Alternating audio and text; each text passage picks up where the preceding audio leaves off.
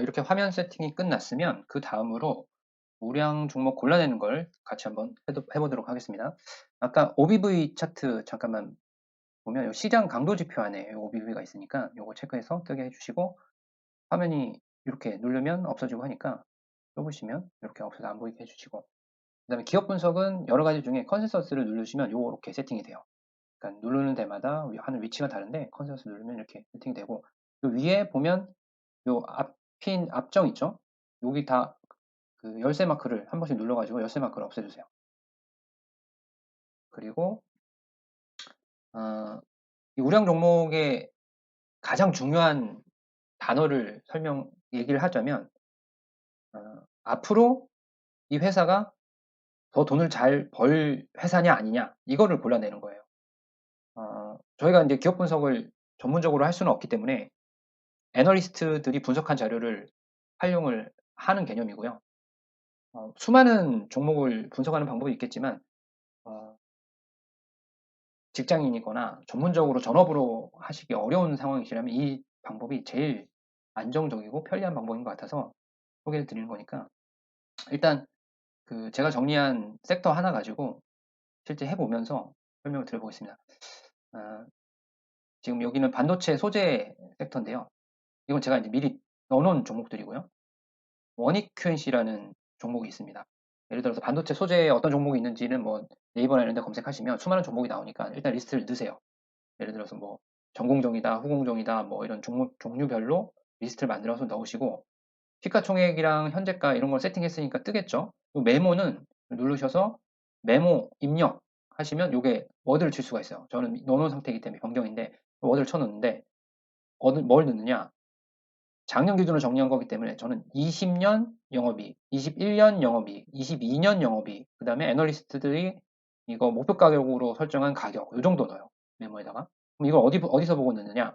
이쪽에 보시면 어니큐엔시다. 화면이 자동으로 바뀌죠. 자, 영업이익이 20년에 504억, 21년에 775억, 22년에 950억. 이렇게 애널리스트들이 실적 컨센서스 자료를 이렇게 볼 수 있게 해놓은 게 있어요. 이게 없는 것도 있고 이렇게 나오는 것도 있는데 종목마다 저는 기본적으로 이 자료가 보이지 않으면 투자 대상에서 제외합니다. 일단 영업이익이 이렇게 우상향 하는데 기울기가 클수록 좋고요. 이건 매출액 기준 차트인데 영업이익으로 바꿔서 조회해 볼 수도 있고요.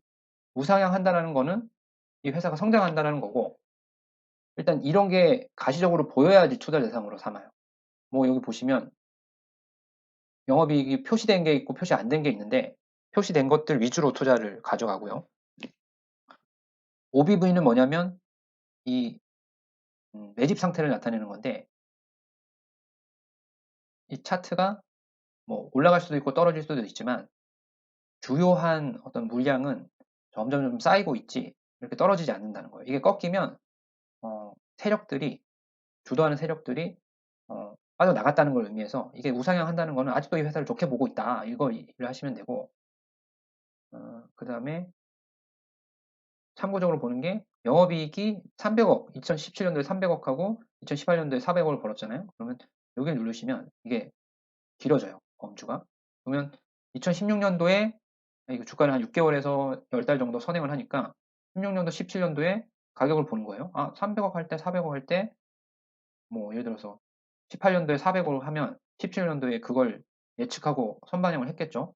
그 다음에 이거는 후행적으로 확정된 가격이니까 뭐 2019년도에 기대 심리, 뭐 처음에는 영업이익이 많을 수도 있고, 어쨌든 과거에 영업이익 받을 때 이 종목이 평가받던 가치하고 향후에 이 종목이 영업이익이 올라갈 때의 가치를 비교해서 400억 벌 때 정도에 한 15,000원 정도 평가를 받았구나.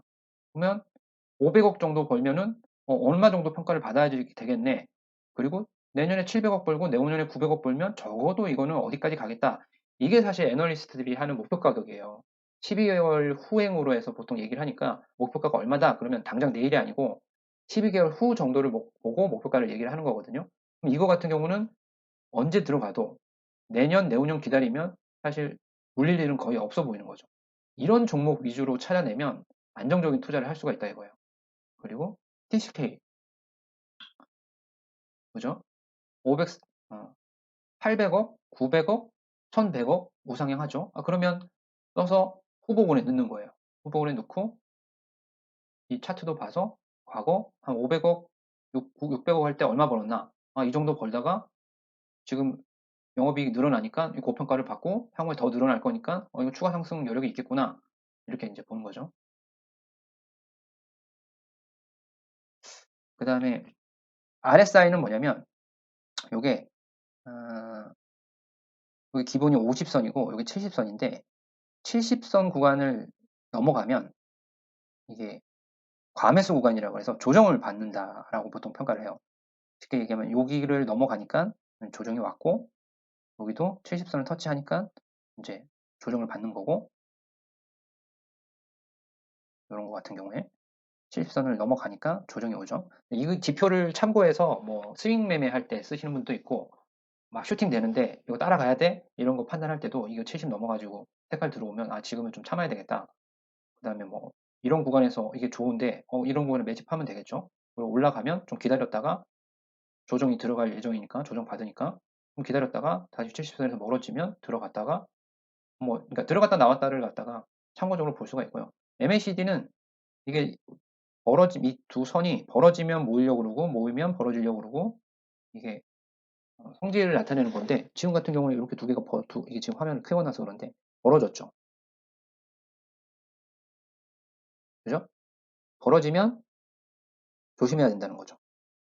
모이고 이거 밑에서 위쪽으로 크로스할 때 들어가라는 뭐 이런 이론도 있는데 어쨌든 매수, 매도 뭐 이런 시점 참고할 때 판단할 때 참고하는 그런 지표로 많이 사용을 하니까 RSI랑 MACD의 의미에 대해서 꼭 공부를 하시고 조금만 공부해 보시면 네이버 이런 데 치면 내용 다 나오니까 이것이 OBV, RSI, MACD 이 정도만 공부하셔도 차트의 핵심은 이제 아는 거라고 보시면 되고 그 다음에 만약에 뭐 애널리스트들이 뭐 공시 나온 거라든지 여러 가지 자료 가지고 23년도 만약에 영업이익 추정치를 내놔요. 그럼 작대기가 여기 뒤에 쓰겠죠? 만약에 영업이익이 지금보다 내년이 좋고 내년보다 내후년이 좋고 내후년보다 그 다음이 좋다. 그럼 뭐 이런 거는 가지고 가는 거죠. 이 기울기가 완만해지거나 꺾일 때까지 들고 있는 겁니다. 기본적으로 기다려야 되는 두 가지가 있어요. 들어가야 될 시간을 기다려야 돼요. 이럴 때 들어가면 안 된다는 거죠. 암만 이런 게 좋아도 기다렸다가 RSI가 50, 70선 밑으로 내려왔을 때 들어가고 그러면 또 뭘 기다려야 되냐? 충분히 오랜 시간 동안 이게 그 눈 굴리기 효과가 나는 걸 기다려줘야 돼요. 그 다음에 충분히 먹고 빠져나와야 되니까